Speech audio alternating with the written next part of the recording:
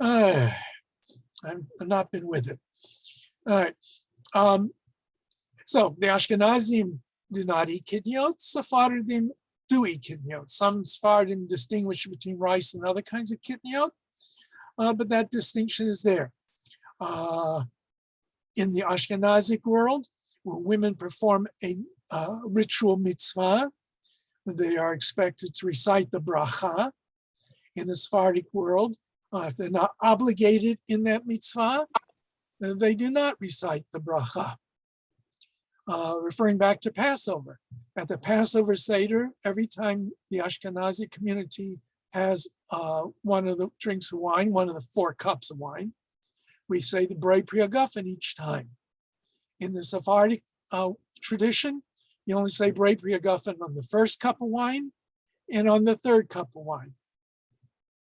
And another major difference that is disappearing today, the Ashkenazic world accepted the Takana of Rabbeinu Gershom, that a man cannot have more than 1 wife. Polygamy was outlawed. And the Sephardim continued with the practice of polygamy up until the time of the foundation of the modern state of Israel, when those Sephardim who moved to Israel accepted the ban of against polygamy. And if they had more than 1 wife when they came, they could keep the extra wives, but they couldn't have any more.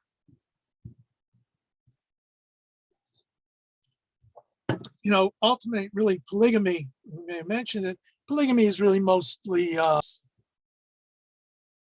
about that.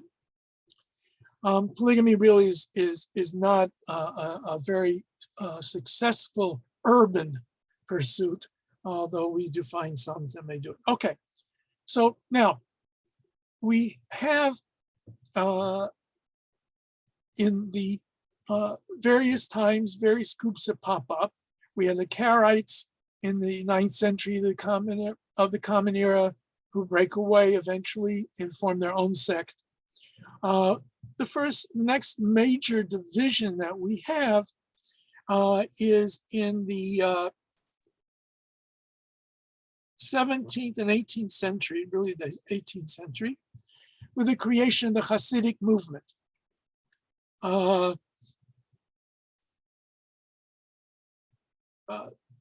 The Hasidic Judaism originated in Eastern Europe, basically in what is now Belarus and Ukraine in the 18th century. It was founded by Israel ben Eliezer, who's known as the Baal Shem Tov, 1698 to 1760. It was a period of time of additional persecution of Jewish people. It was a time in which there was kind of a schism between the scholarly portion of the Jewish world, the yeshiva world, and those who were associated with them, and the ordinary common European Jew. By that stage of history, the study of Talmud was predominant as the way to fulfill God's word, to learn, to study. And the methodologies have become very difficult in some ways, very hard to master if you were not really an expert. And so if the only way you could be really a good Jew, a good pious Jew, was to learn, well, that left out a lot of the common folk. The men might know Chumash and Rashi, the Bible with Torah with Rashi's commentary, and they may study a little Mishnah and maybe a Talmud once in a while, but that was not their main focus. And so they were made to feel to a certain extent that they were not on a higher plane. Furthermore, since the ideal of scholarship was so important, many of those who were wealthy supported the scholars. They married their daughters to important rabbinic figures or people that they thought would become important rabbinic figures. So there was kind of a closeness between those who had money and the rabbinic groups, rabbinic class, if you would, a Marxian way of looking at things. And so the common folk sometimes felt shunted out. And what Israel ben Eliezer, what the Baal Shem Tov did, was he tried to reintroduce the idea that joy in the performance of mitzvah was most important. To put your whole self into the performance of the mitzvah, especially with mystical ideas along with it, which was being popularized at that time. And it, in some Hasidic circles, they even suppressed the study of Talmud and looked down on scholarship to a certain degree. It had a lot of folk religion elements. It had a lot of beliefs in spirits, in demons, in the ability of various individuals, the tzaddikim, the religious leadership of the rebbes, to serve as the intermediary between the common Jew and God, so that even if you were not on that level, if you had a rebbe who was on that level, well, then he would serve as the bridge. He would be able to carry your prayers to God. And so that's why, the blessing from a rebbe was important. That's why the rebbes had to be maintained in a manner that was worthy of a person of such stature. All way back in Jewish tradition, we had the idea that a person was a leader, needed to be somebody of means. And so a lot of these Hasidic rebbes got from their followers money, carriages, large mansions. Sometimes they were very sincere people on both sides. Sometimes some of them may have been more charlatans. We see that in the religious world all the time, back then and today as well. When the Hasidic movement first began, it was deeply resented by the yeshiva world. It was attacked. There was a deep schism for a while between the world of the yeshiva and the Hasidic world. And even echoes of that live on today. So that, for example, a common joke was that one of the leaders of this, what they were called misnagdim or mitnagdim, those who oppose the Hasidic. One of the leaders of the yeshivish world, as they refer to mostly today, was asked, what is the closest religion to Judaism? And his response supposedly was Lubavitch, the Chabad Hasidim. Right? He says it was close to Judaism, but it was not Judaism. On the other hand, a different kind of expression of a certain sense of disdain was, the story goes, that two men were bragging about their rebbes, how powerful they were, they could do miracles. And so one man said, my rebbe is so great that one day he was out in his wagon and it was beginning to rain, and the rebbe prayed, and the rebbe prayed. And so to the left of the wagon, it was raining. To the right of the wagon, it was raining. But where the wagon was, it wasn't raining. The other one says, big deal. My rebbe is such a tzaddik that he was out in his wagon one late Friday afternoon, and the sun began to set, and the rebbe prayed.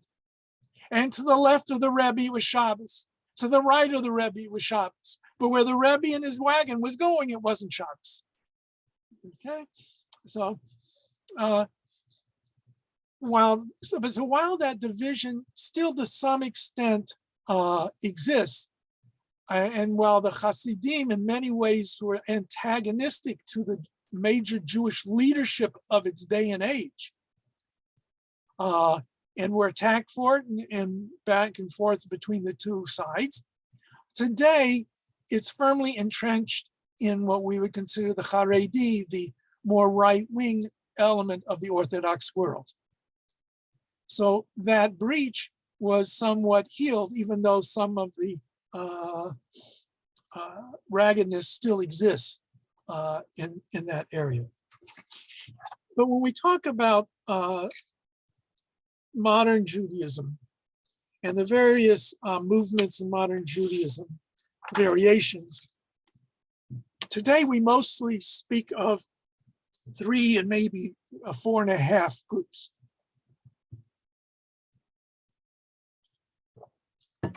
starting with the time of actual organization, we have the Reform movement, we have the Orthodox, Neo-Orthodoxy, or Orthodoxy in general, and then we have the conservative movement. Now, when we look at the origins of the movements, we have to understand that Judaism, despite what some might want to say in the Orthodox world, very clearly is affected by what goes on around it. Okay? And so the Age of the Enlightenment, and what took place during the Age of the Enlightenment, what took place during the Napoleonic Wars, what took place as the result of the beginnings of allowing Jews to become citizens of their countries after the revolution, the French Revolution, affected Jews.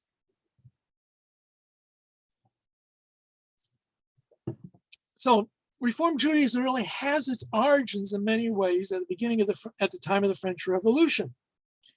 Ghettos were being abolished. Special badges were no more required of Jews. People could settle where they wanted to. They could dress as they liked and follow whatever occupations they wanted to do. Jews had been segregated in ghettos. Jews in many places had to wear special garments, or they had to wear some kind of badge identifying them as Jewish. They were not allowed in every occupation. That changes after the time of the French Revolution. And so many Jews began to settle outside of the Jewish districts. They began to live very similar to their neighbors. They began to speak more and more the local language. They may go to public schools and universities, and some began to neglect Jewish studies and to disregard Jewish law. Now, after Napoleon's defeat, when some Jews lost the rights of citizenship in several countries, many Jews felt that they wanted that citizenship right. And if that citizenship right meant going to the baptismal font, they did so. Whether or not they were good Christians is a different story. But they wanted the advantages that they had earlier. And so they moved in this direction. And thoughtful Jews were concerned with this, and they recognized that these were not necessarily because changes taking place because these Jews disliked Judaism, but they wanted to obtain better treatment. At the same time, we begin to have the rise of something that is called in German Wissenschaft des Judentums, which is generally translated as science of Judaism. Now, when you think of science, you study something, you have an idea, you test the idea, and you come up with a theory, or the theory, and then if that theory works, it may become a law. Well, history was thought to be able to be understood that way, that you could examine history. And by examining history objectively, scientifically, you could understand better what everything existed in today's world.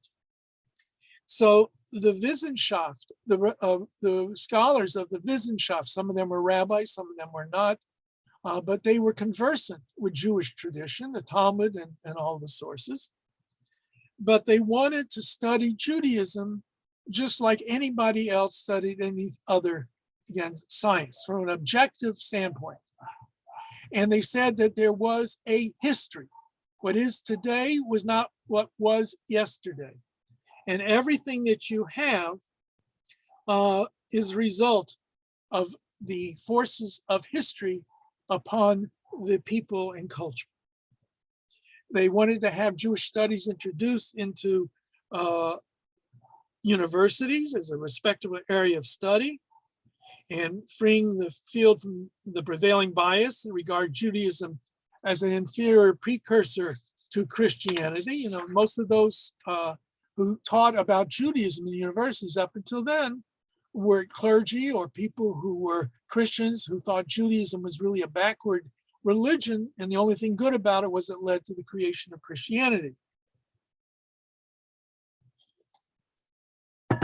So these scholars developed and advocated a style of scholarship which allowed complete freedom in interpretation of traditional texts, and which might be pursued without concerns about the practical ramifications that such interpretations might have for religious observance and religious life. If you can show something has a history, you may decide, well, that history nullifies the value of that particular mitzvah, that particular Jewish practice.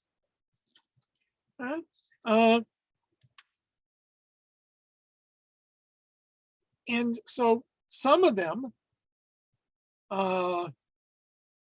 just began to represent Judaism in as a historic relic themselves, with frequently apologetic overtones and often ignored matters of contemporary relevance. Now, there were two important individuals, one by the name of Zunz and the other Greitz. Both of them were part of that world, but both of them had more sympathy for Judaism as a living religion. And Zunz as he was implementing some of his ideas, a movement began to make religious services better understood by incorporating music and the vernacular, just like they saw in the church, and saw the church as a pattern for a modern Jewish religious expression. All right? Now, those first few synagogues that began that were eventually shut down under pressure of local rabbis, who got the government to side with them. But now, one of these individuals, Abraham Geiger, suggested that observance might also be changed to appeal to modern people. He was a skilled scholar in both Tanakh and German studies. He investigated Jewish history. He maintained that Jewish life continually changed. Every now and then, old practices were changed and new ones introduced, resulting in a Jewish life that was quite different from 4,000 or even 2,000 years ago. And he knows that these changes often made it easier for Jews to live in accordance with Judaism in the world around them. And so Geiger concluded this process of change needed to continue to make Judaism attractive to all Jews. So now, between 1810 and 1820, now we're talking about Germany for the most part, some synagogues began to change fundamentally Jewish practices and beliefs. They brought in mixed seating, men and women sitting together. They only observed one day of the holidays. They made use of a choir. And some were even very radical. Circumcision wasn't practiced, decried as barbaric. Hebrew language was mostly removed from the liturgy, replaced with German. The hope for restoration of Jews in Israel was officially renounced. It was officially stated that Germany was to be the new Zion. Instead of bar mitzvah, you had confirmation ceremony. Now, these all have their origins in many ways with what was taking place in churches. And indeed, the setup of the synagogue was, first of all, the synagogue was beginning to be called a temple, meaning it was replacing the ancient temple. They reconfigured the synagogue, put the rabbi at the front and center.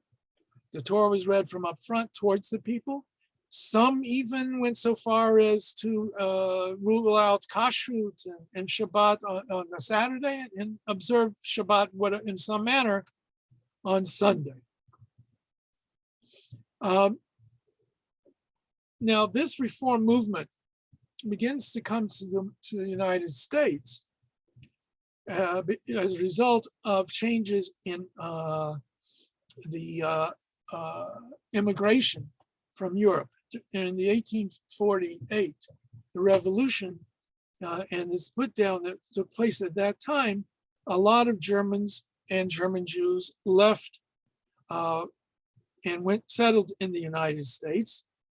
And they wanted something different from what they saw, because when they came to America, the existing synagogues were all Sephardic.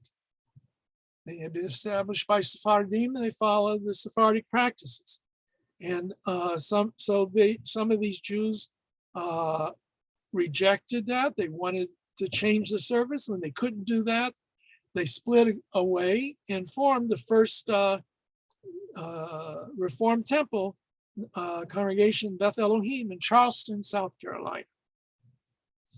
And eventually, rapidly, Reform became the dominant belief system of American Jews at the time. Right? It overshadowed the Sephardim. The numbers of synagogues that were built and added to were now Reform.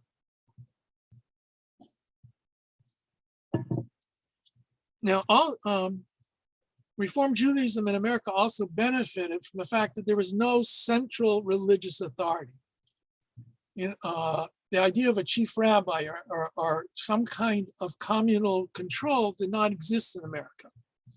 And so Reform Judaism in America was really molded by one man, Rabbi Isaac Mayer Wise. He came to the United States in 1846 from Bohemia. He spent 8 years in Albany, New York, and then moved to Cincinnati, Ohio. He wrote the first Siddur edited for American worshipers called Minhag American, 1857. He founded the Union of American Hebrew Congregations in 1873, today known as the Union for Reform Judaism. In 1875, he founded Hebrew Union College in Cincinnati to train and graduate rabbis. And he founded the Central Conference of American Rabbis in 1889 as a gathering of these rabbis. You're going to have to pardon me for a minute. I shall return.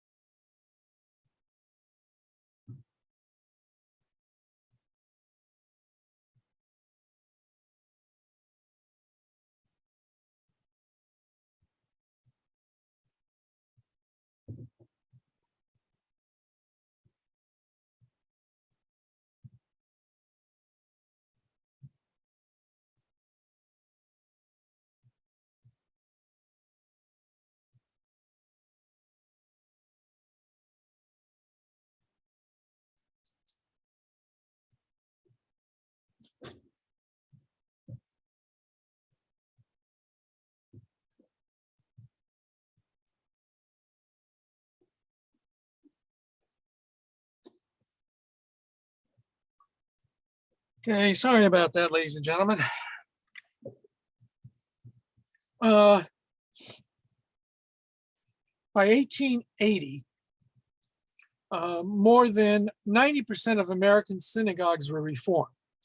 And this was the time of the major Eastern European immigration, which was heavily Orthodox and non-German, from Eastern Europe, as contrasted with the strongly German Reform movement. And many Reformed congregations, at least in the eyes of these Jews who are coming to America, were difficult to distinguish from neighboring Protestant churches.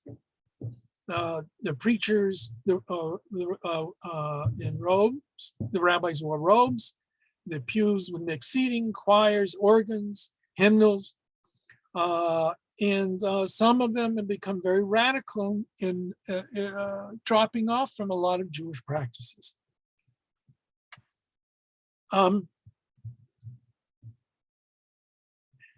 Although early American Reform rabbis dropped quite a bit of traditional prayers and rituals, there was still, quote, a bottom line. In 1909, the CCAR, which is the Central Conference of American Rabbis, Reform Rabbis, formally declared its opposition to intermarriage. That changed later on in history. And circumcision still remained a central right in many communities. Now, towards the end of the 19th century, 1885, what we call the Pittsburgh Platform, was a document that was created by the Reform movement, which dismissed, quote, such Mosaic and rabbinical laws as regulate diet, priestly purity and dress, close quotes, as anachronisms that only obstruct spirituality in the modern age. The platform stressed that Reformed Jews must only be accepting of laws they feel elevate and sanctify our lives, and reject those customs and laws that are not adapted to the views and habits of modern civilization. They were anti-Zionists, believing the diaspora is necessary for the Jews to be a light unto the nations, although some of the Reform rabbis were pioneers in establishing Zionism in America. And after the Balfour Declaration, the Reform movement began to support Jewish settlements in Palestine, as well as institutions such as Hadassah Hospital and Hebrew University. Now, by 1935, the movement began to reform its reforms and began to return to a more traditional approach to Judaism, distinctly Jewish and distinctly American, but also distinctly non-Christian. Starting with the Columbus Platform in 1937, some of the discarded practices were incorporated into the Reform canon and now constitute what is known as modern Reform Judaism. And it became more Zionistic. And as the century turns, the end of the 20th century and beginning to the 21st century, a large influx of Jews who had grown up in more traditional households, or at least in traditional synagogues, became part of the Reform movement. And so the Reform movement, which had eliminated the tallis, eliminated the yarmulke. Indeed, you could walk into a Reform temple and they would tell you to take your hat off, take your yarmulke off. They began to reintroduce these things. One aspect about Reform Judaism is, while they have a central rabbinic authority, one of the major ideas behind Reform Judaism, one of the reasons why I think it's so successful today, is the idea of individual choice. Each person chooses for themselves ultimately what they're going to do. And many large Reform temple may have several services that are distinct from each other, different in what takes place. The Reform prayer books that have been created in the last 40 years often have various services, some more traditional, some far from traditional, all found in the same prayer book in order to have one prayer book for everybody's desires. Today, the Reform movement is the largest synagogue movement, largest number of members today, overtook the conservative movement. And it too is suffering.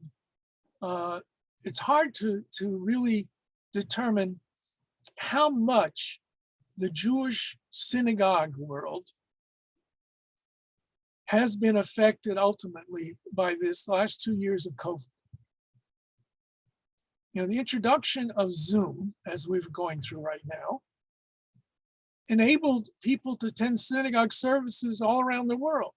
If you didn't care about Shabbat in terms of use of electricity. If you live in a small community, you don't have a well-known speaker rabbi, well, you might tune into a broadcast service of a synagogue that has a nice big choir, a good organist, all those kinds of things. So we're going to see what's going to happen, how this is going to affect everything. And the conservative movement as well, which I will get to eventually this evening, is undergoing some of those same issues.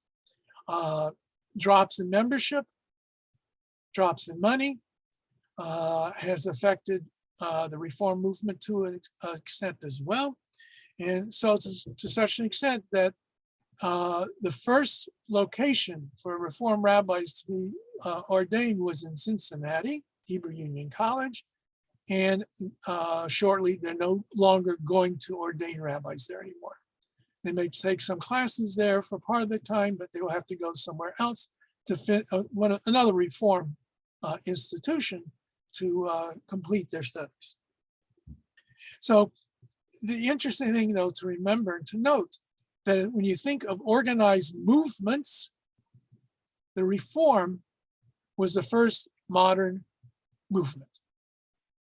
It arose based upon liberal ideals. It arose based upon a rejection ultimately of the divine nature of the Bible and the Mosaic authorship.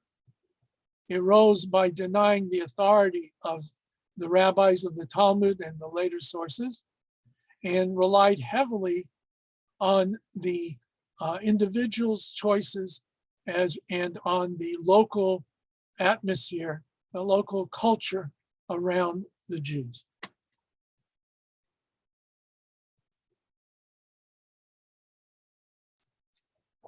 Now, as the Reform movement was beginning to take hold in Germany, there did arise an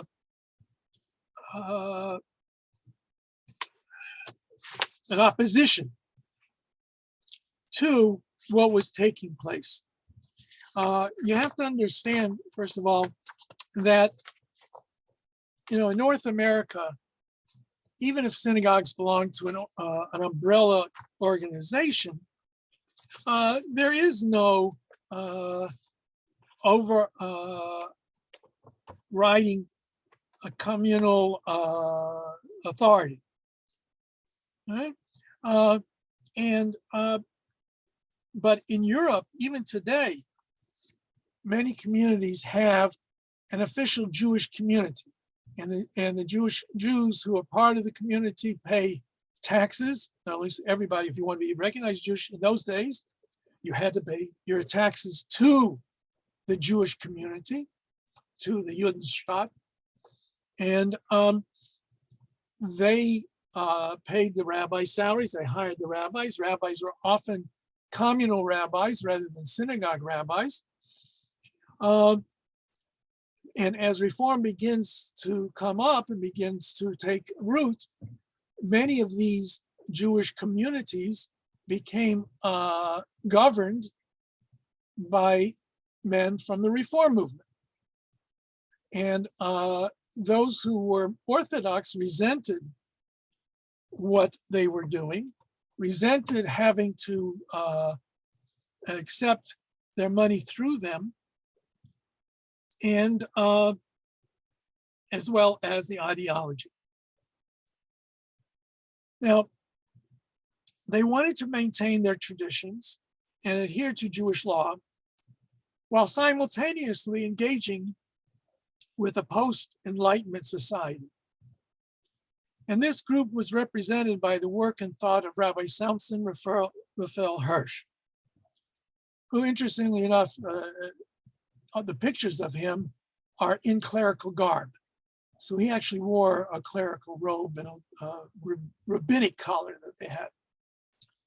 But he had a basic philosophy that, first of all, that was that Judaism demands an application of Torah thought to the entire realm of human experience, including the secular disciplines.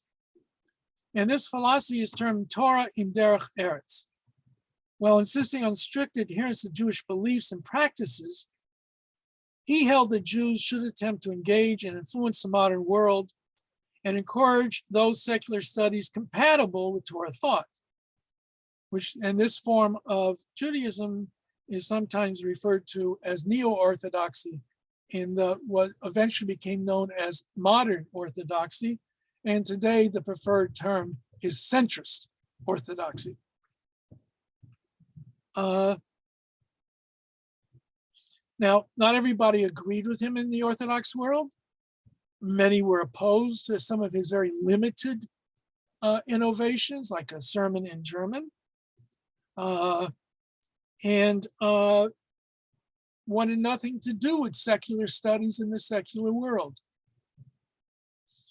And in the beginning of the 20th century, a segment of the Orthodox population, notably as represented by the World Agudath Israel movement, formally established in 1912, disagreed with modern Orthodoxy and took a stricter approach. For some, the motto is that, I'm looking, this translation is not, it's a play on a Talmudic principle, Chadash asur min Torah. The new is forbidden from the Torah, by the Torah. It has nothing to do with the way it's used now. It has to do with whether or not when you can eat grain. The new grains can't be eaten until after the second day of Passover. That's the real meaning of it. But the authorship of this twisted it to say new innovations, these new things that are coming up are forbidden, verboten. They're not part and parcel of Torah Judaism. And they were much more strict on interpretations, allowing far fewer innovations and even any modification. If they made modifications in Jewish laws, it was usually to make it stricter. And so this element of the Orthodox world is called Haredi Judaism or ultra-Orthodox Judaism, represented by two main schools, the Yeshiva Welt, the Yeshiva world, and the Hasidic world, as we mentioned earlier. And while the modern Orthodox had accepted that you could have a high-level secular education. Now, there are all kinds of discussions within that Orthodox world is what is the rationale? What does it mean? Does it mean only in order to earn a livelihood, which is clearly, if in the Haredi world, the only thing that you're allowed in secular studies if it's necessary to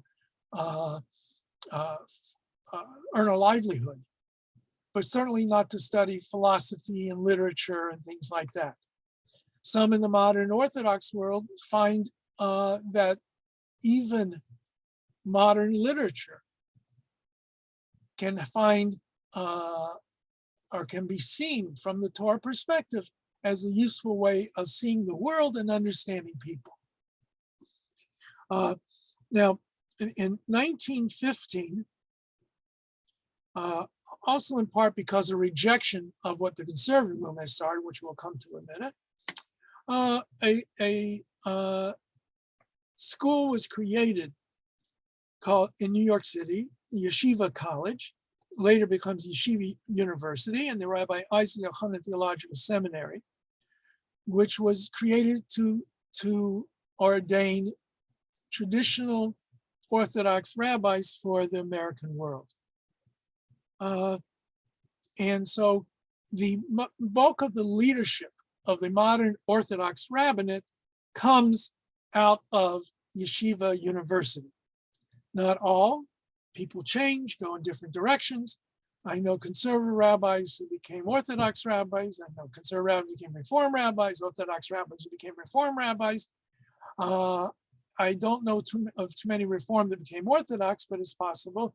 But certainly Reform rabbis who became Orthodox in their practices. Now, since there's no central authority in the Orthodox world, there is no one to say what exactly is accepted and not accepted. On a broad scale, one could say today that the broad spectrum of the Orthodox world accepts Maimonides' 13 articles of faith. I believe, and amongst them, that the Torah that God gave to Moses is the same that we have today, and you're required to live in accordance with it. They accept the basic bindingness of the Shulchan Aruch and its traditional commentators, who sometimes don't always follow the Shulchan Aruch, but in that stream of thought that gave rise to the Shulchan Aruch.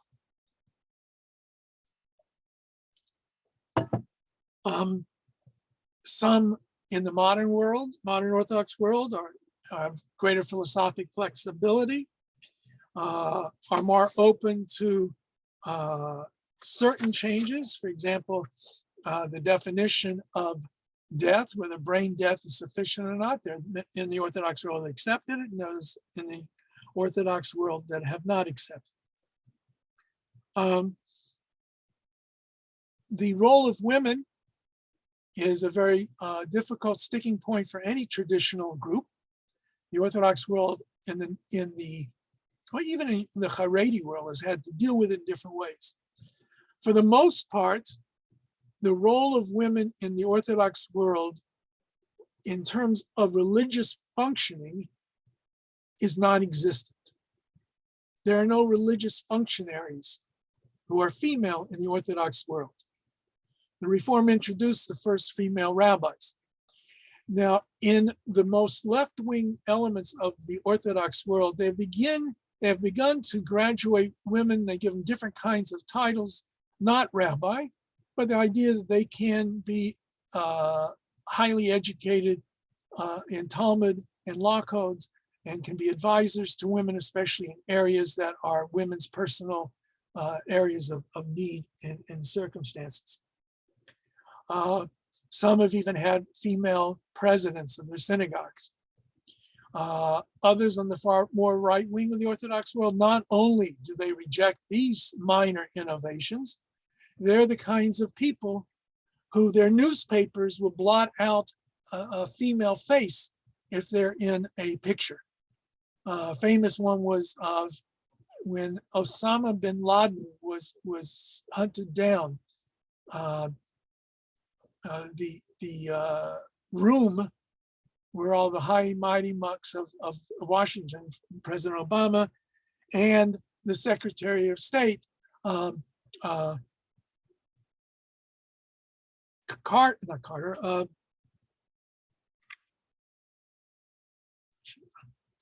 president. It was Hillary Clinton. Thank you. I'm getting older by the day, and I keep forgetting things I should remember, especially like, Monday night like tonight when we're not having class. Okay. Yes, Hillary, her face was eliminated. It's really, they have taken things to such an extreme. Now, in part, it's a reaction to the wide opening of what is acceptable in modern Western world. A modest bathing suit is what today? What is considered to be modest as a bathing suit? If you even have a bathing suit to go bathing, swimming, right? And then some of the swimming suits that are on, you might as well not have anything else on. Right? Anyway, so, there is a lot of what has transpired. Now, this is again from outside looking in, to especially the Haredi world. is a reaction to the shift of the world in general and part of the Jewish community, with the fear that that's going to bring everybody in the wrong direction. Therefore, they've gone farther and farther right, more and more restrictive. I would say, just looking at the American political circumstances, that's one way of understanding what's taking place in American politics, of the rise of not just a conservative aspect of the politics, but a more extreme conservative radicalization of conservative politics. And there's always that famous law of physics, the slippery slope. Once you permit something, does that mean everything else is going to come about? If we let a woman say Kaddish and Shul behind the mechitza, even if she says it softly, the next thing you know, she's going to insist on reading the Torah for everybody. And who knows what will come after that. So there's a lot, I believe there's a tremendous amount of truth to that analysis. But even in the Haredi world with that going on, you're seeing certain things happen. In the Haredi world, yeshiva, especially the yeshiva's world, women have to earn the livelihood. If the men are going to be studying in a yeshiva and a kollel for many, many years, it's usually not enough money really to live on. So women have to work.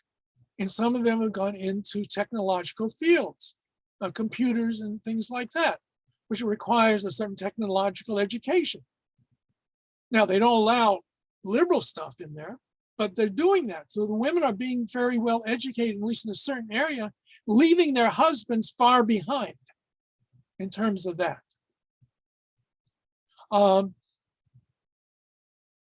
Just as a side note, this tell you how crazy it gets. You know, cell phones, smartphones, not cell phones, but smartphones are forbidden in many of these Haredi communities. Because once you have a cell phone, you have access to the internet. You have access to the internet, who knows what you're going to be watching.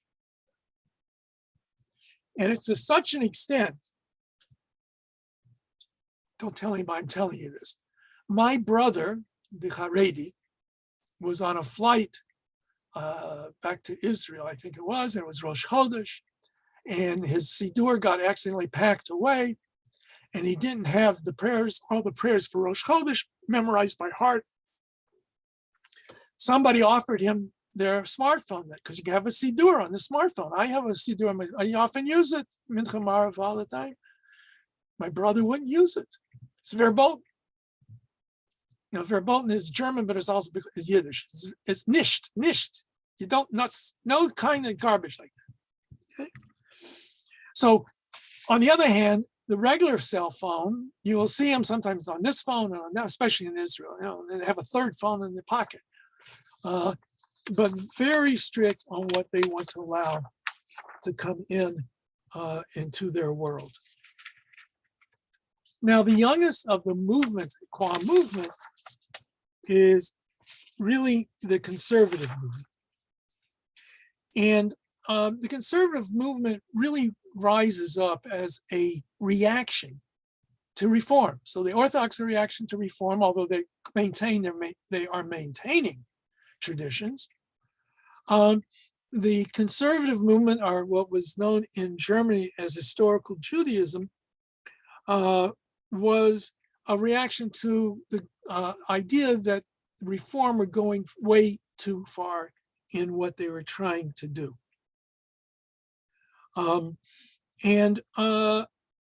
They wanted to permit some changes in the synagogue life, but they first of all demanded that they should be decided upon by the religious authorities.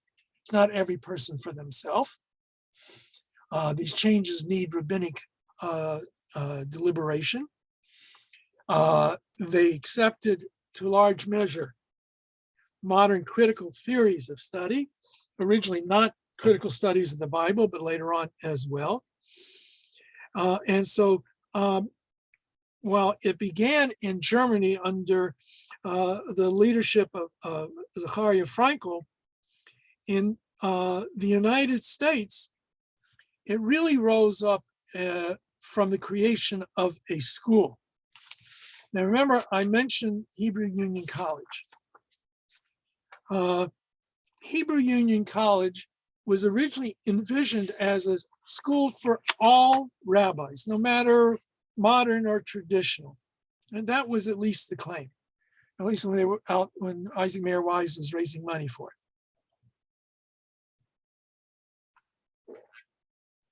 it. So it had some support amongst the more traditionalist elements in the Jewish world, who might even be considered Orthodox today.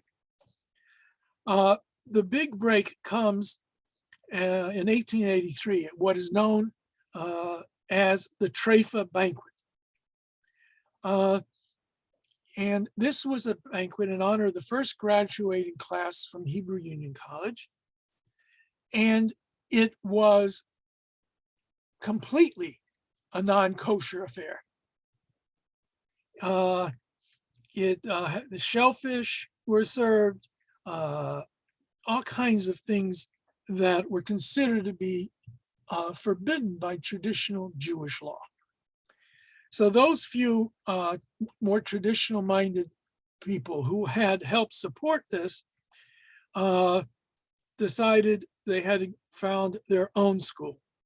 So in 1886, the prominent Sephardi rabbis Sabato Marias and H. Pereira Mendez founded the Jewish Theological Seminary in New York as a more traditional alternative to Hebrew Union College. Now, again, the aim was widespread. These two men, Sephardic rabbis, were very traditional, Orthodox. Their congregations were Orthodox. And the seminary had a brief affiliation with the traditional congregations that eventually founded the Union of Orthodox Congregations in 1898 as a rejection of the seminary's academic approach to Jewish learning. Okay, so while the practices of the seminary itself, even up until the 1960s, 70s, there was no mixed seating in the seminary synagogue. The chapel had a real mechitza, and the main service on Shabbat morning had men and women sitting on opposite sides of the aisle. Okay? But when it came to study, the study of Talmud was a more academic style of study. It was one that was critical. It was one not necessarily going to accept every traditional interpretation that had come along. Now, that didn't necessarily spell out anything in terms of religious practice, but it did mean that you didn't necessarily have to accept what as a historical truth, what may be found in the Talmud. For example, I have no problems dismissing the miraculous stories of the rabbis in the Talmud.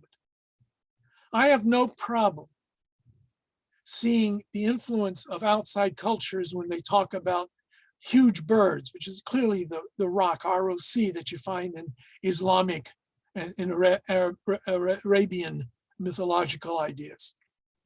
But when I go to a class being taught by an Orthodox rabbi, some of them can do that. Many of them find some way to defend that as being literally true, or close to it. All right, so the seminary kind of floundered.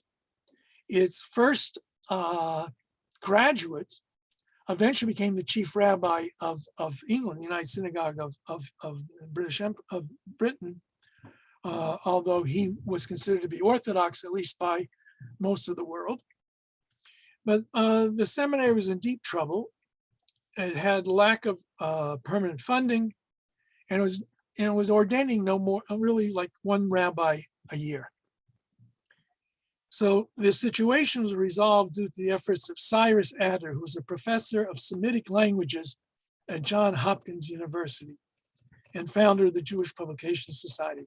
What did he do? He convinced a number of wealthy German Reform Jews. Some of these names you may have heard: Jacob Schiff, David and Simon Guggenheim of the Guggenheim Museum, Mayer Sulzberger of the New York Times, and Lewis Marshall, eventually the Supreme Court, to contribute $500,000 to the faltering JTS. And in 1902, they brought to be a lecturer of Talmud and then become president of JTS, a man by the name of Solomon Schechter. Solomon Schechter was a renowned scholar, a lecturer in Talmud at the University of Cambridge. He, in turn, attracted a distinguished faculty, including Louis Ginsburg, Alexander Marx, Israel Friedlander, and the founder of Reconstructionism, Mordechai Kaplan. And its library became known as one of the greatest Jewish libraries in the world. In 1913, it founded its own congregational arm, which later became the United Synagogue of Conservative Judaism. At first, there were not a lot of synagogues for these rabbis to go to, and it's interesting reading about how many of them ended up in Reform congregations. But by the middle of the 20th century, it began to become the largest Jewish denomination. Its combination of modern innovation, such as mixed gender seating, and traditional practice, particularly appealed to first and second generation Eastern European Jewish immigrants who found orthodoxy too restrictive, but reform too foreign. Okay? After World War II, it burgeoned. A part of the explanation is given is that the move to the suburbs, as Jews moved out to the suburbs and away from the inner city, where most of the synagogues were Orthodox, they still found the Reformed synagogues too churchy. And the conservative synagogue, as meeting their needs, it didn't demand too much of you. It didn't look in your private life. The synagogue was kosher. If you didn't keep kosher, that's your choice. You know, it's not right, but that's your thing. And eventually they had the famous driving responsa that said you could drive to the synagogue on Shabbos in order to go to 10 services. And so that, and the fact that many conservative rabbis had served as chaplains during World War II and Korea gave the conservative movement a certain ability to grow and expand.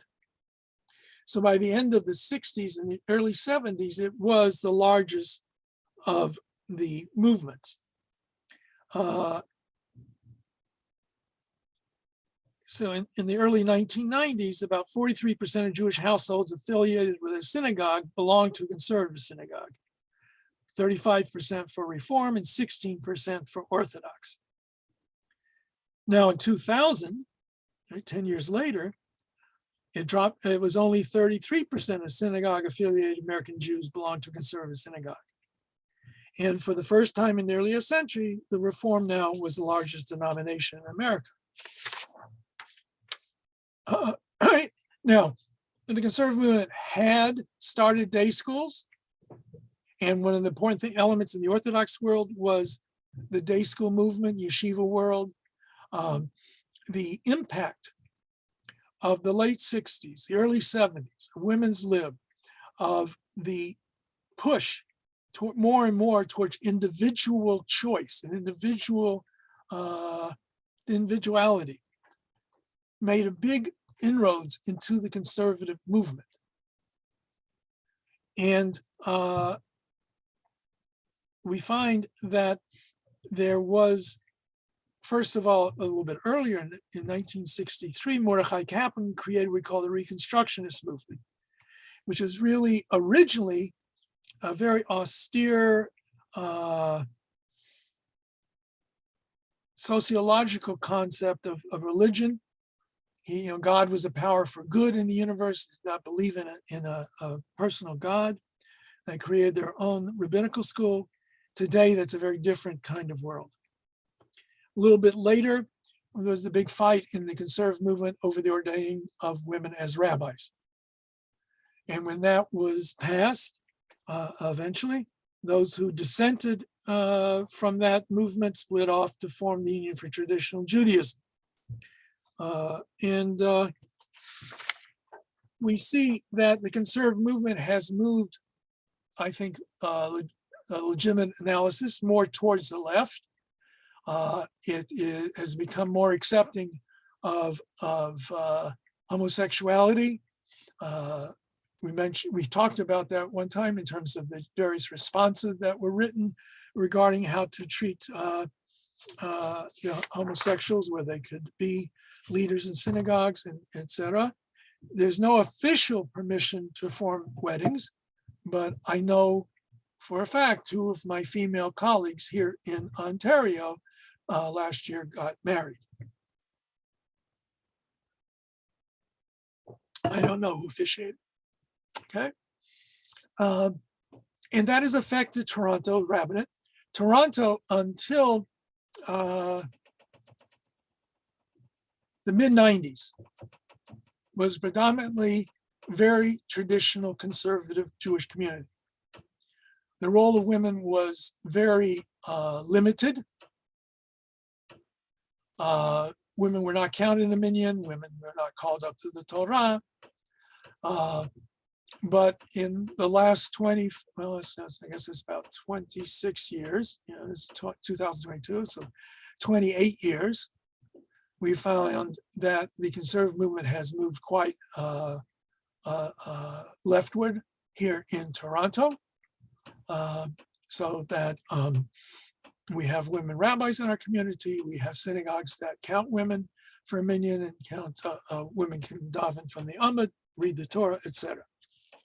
Now, one other area, which I just want to touch upon briefly, is there's become a more of a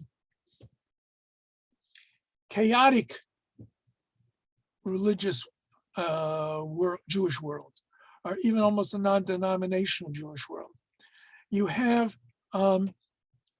what I would call, being old enough, New Age Judaism, the successors to the hippies, my contemporaries, who are much more attuned towards a mystical vision, not a traditional mystical vision in that sense of religious obligation, but a much more mystical look at the world, an idea that singing, dancing, neo-Hasidic concepts have become very important in those elements, as in other elements in the Jewish world. They have some schools of some kind. Some of the rabbis are ordained by other rabbis. There are also a couple of schools that have been created that are non-denominational schools. Hebrew Teachers College in Boston now has a rabbinical school. Theoretically, they are graduating rabbis that can be at home in any movement. I don't think anybody in the Orthodox world will come from there.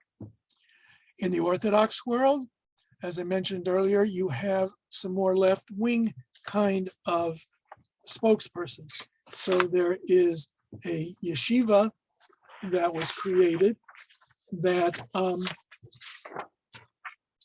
Kovevei Torah, that trains women, does not ordain them as rabbis, and they are rejected by most of the Orthodox world, but they very much consider themselves to be Orthodox.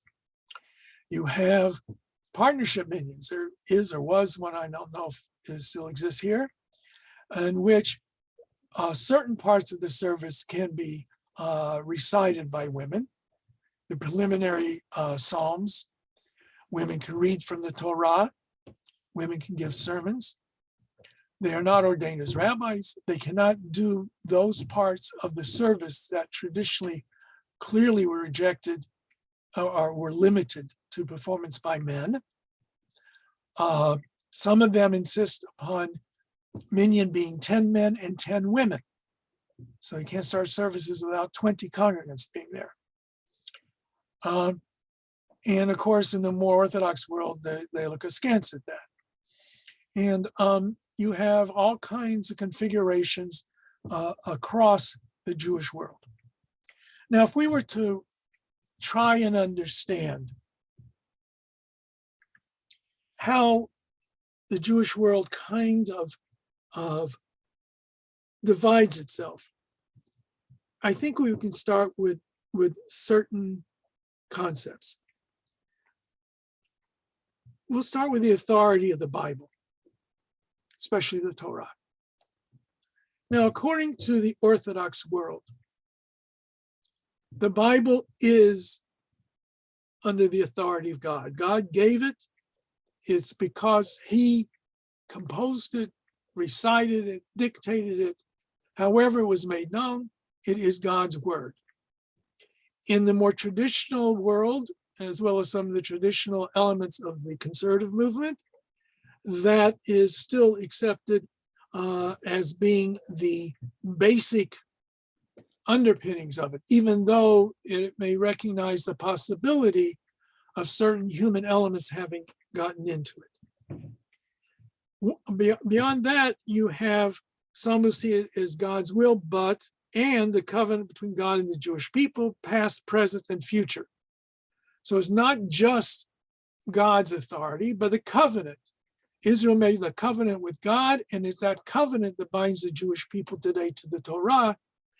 And then you have the idea that it's merely tradition, it's custom, and others that would say even that the moral laws at least derive from God, especially in the Reform movement, while ritual laws have no authority because the prophets canceled them and rabbinic laws are intended for specific periods only.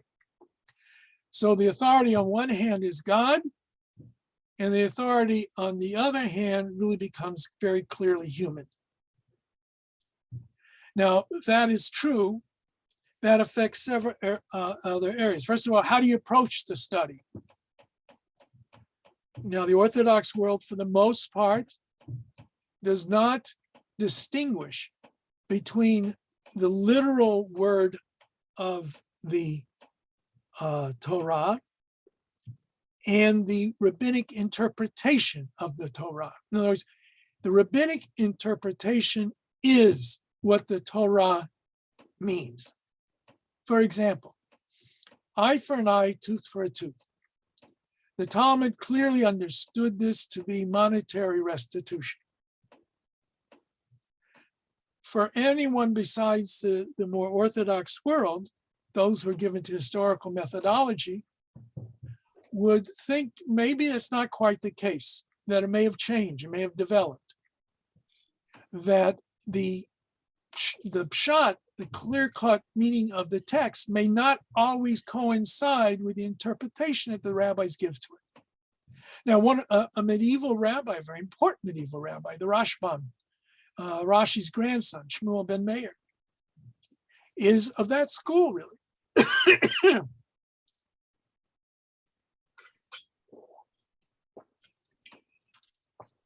He mentions in a couple of places very radical ideas, that day begins with sunrise, that the tefillin were not directly required by the Torah.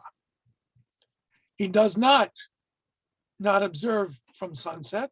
He does not put on tefillin, but he was prepared to divide between the authority of the rabbinic interpretation and the clear meaning, what we call pshat, of the text.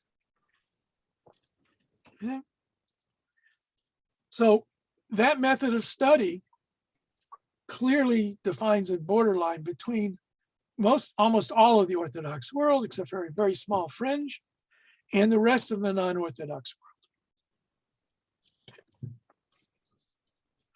world. Now, since the authority of the Bible is God's will, why is it God's will? Because God dictated.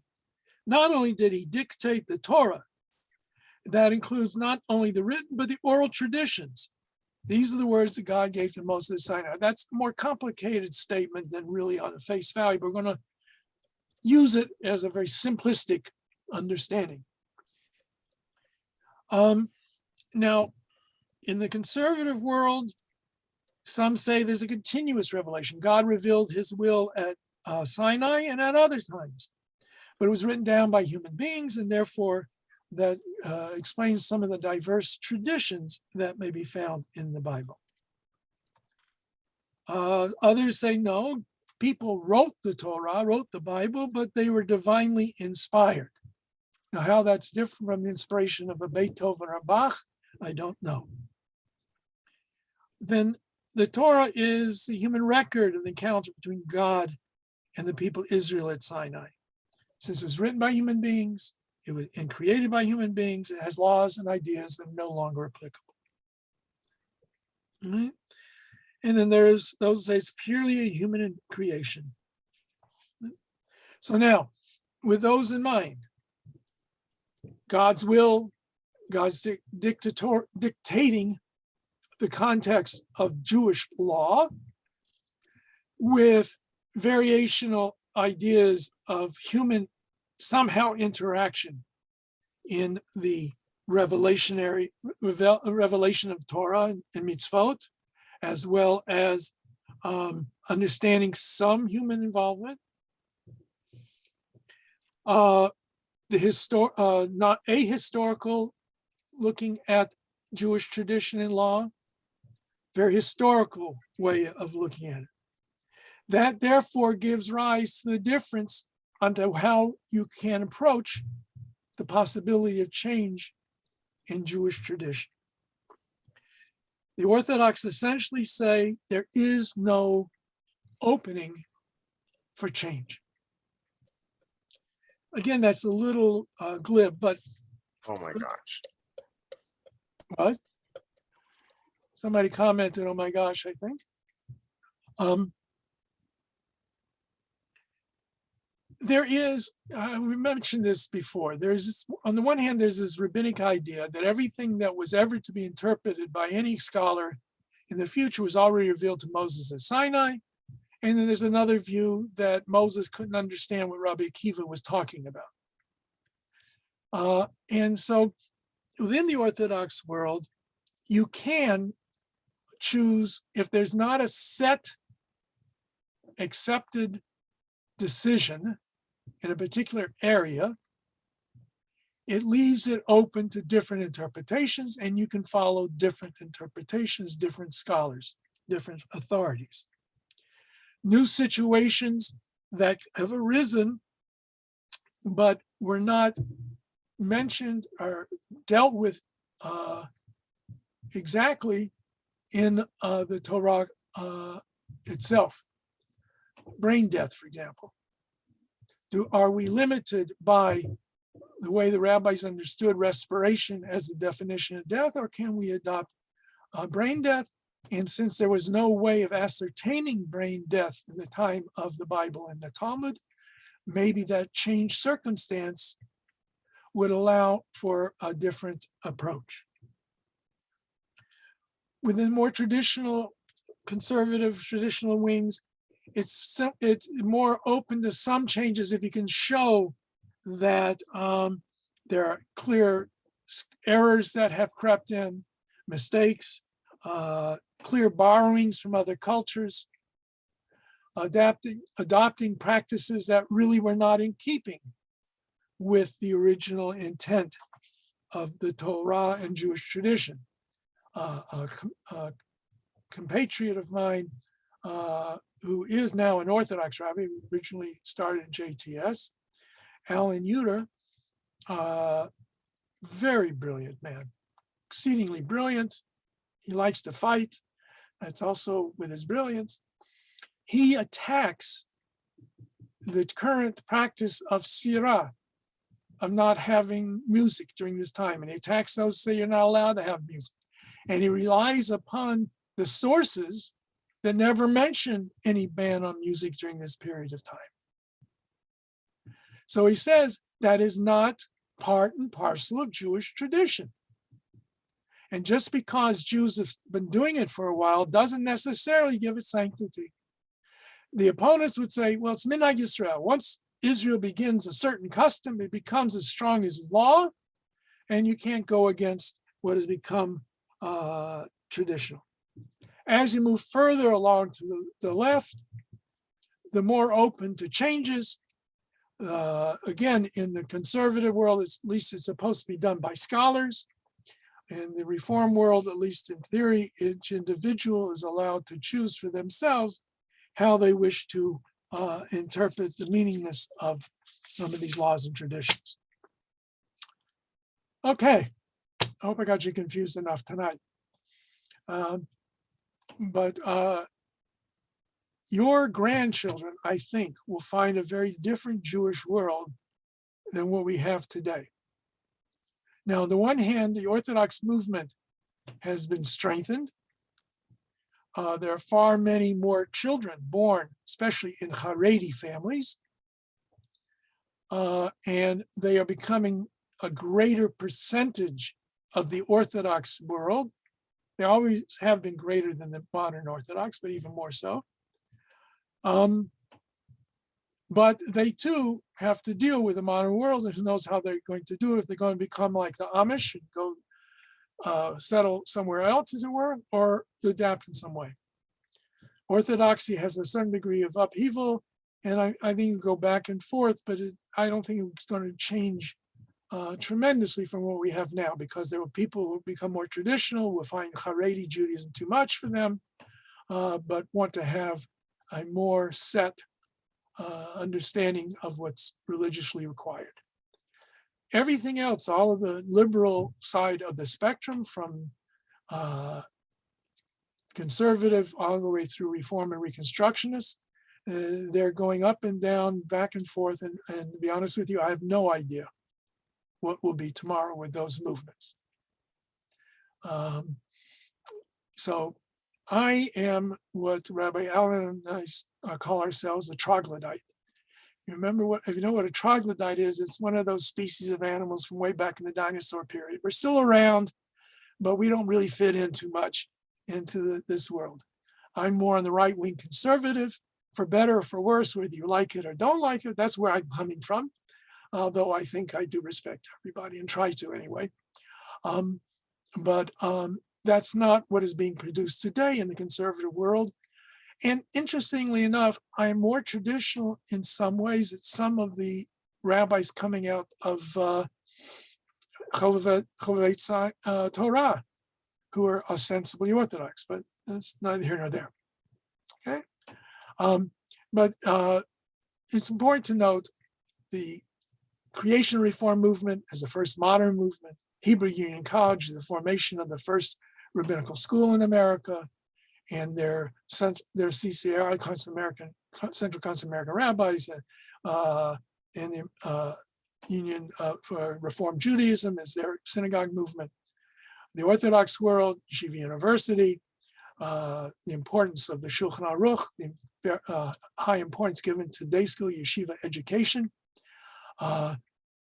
as well as many rabbinical schools in different streams within the Orthodox world, from Haredi to left-wing Orthodox. Conservative movement, while it begins in Germany, really its heyday was in America when Solomon Schechter was brought in to lead JTS, and of course earlier with the famous Trefa Banquet and the creation of the Rabbinical Assembly, the rabbis of that movement, the United Synagogue for Conservative Judaism, which is a synagogue body. And all kinds of other things out there in the world. You can, you'll look around and you'll see.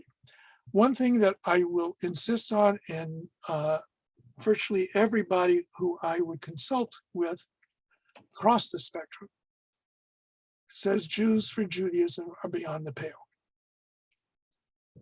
Once you have accepted Christianity in any form, even if it's only to ascertain that you believe that Jesus was the Messiah, that is beyond the pale of Judaism. So there we are. That's what we have.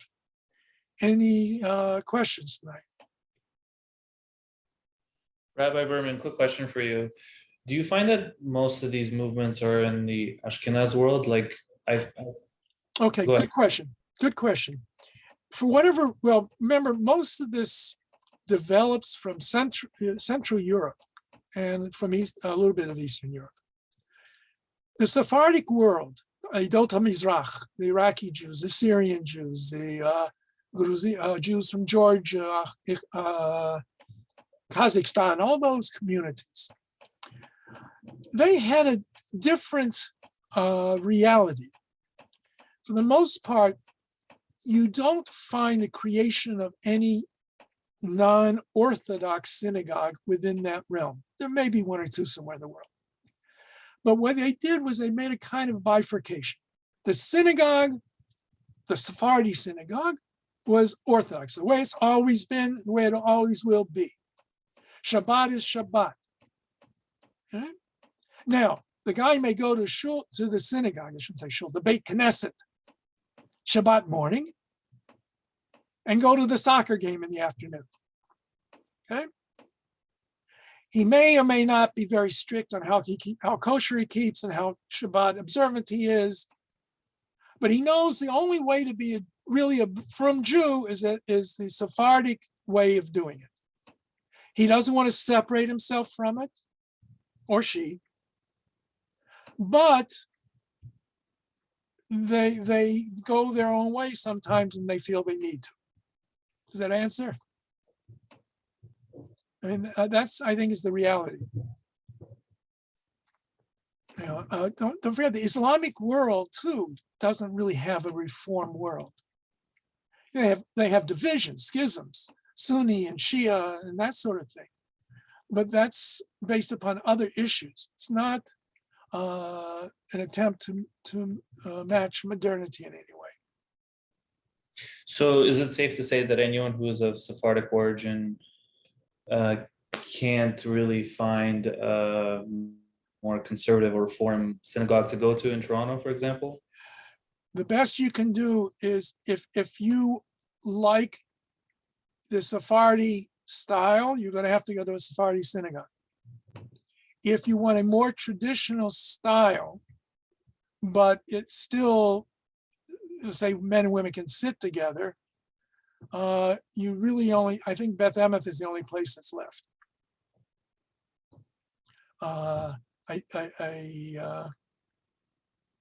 They have mixed seating, but there's no organ. And the role of women is very limited in terms of the service. But that is the only one that's left now. So you have to choose what's important, what works for you. I mean, all the Chabad are you know, a lot of Sephardim go to Chabad, but it's not really Sephardic. It's Nusach Sfard, not Nusach Eidot HaMizrach. And they don't pray everything out loud like a good Sephardi synagogue does. Okay, and they have the Torah down, and they don't have the Torah in the boxes standing up. And the brachot are the style of the Ashkenazi brachot, as well as the Hebrew. Baruch Hashem Elokeinu. Right? Anything else? When you know, Yes, Rabbi. Yes. I have a question. One at a time. Catherine's came up first, so.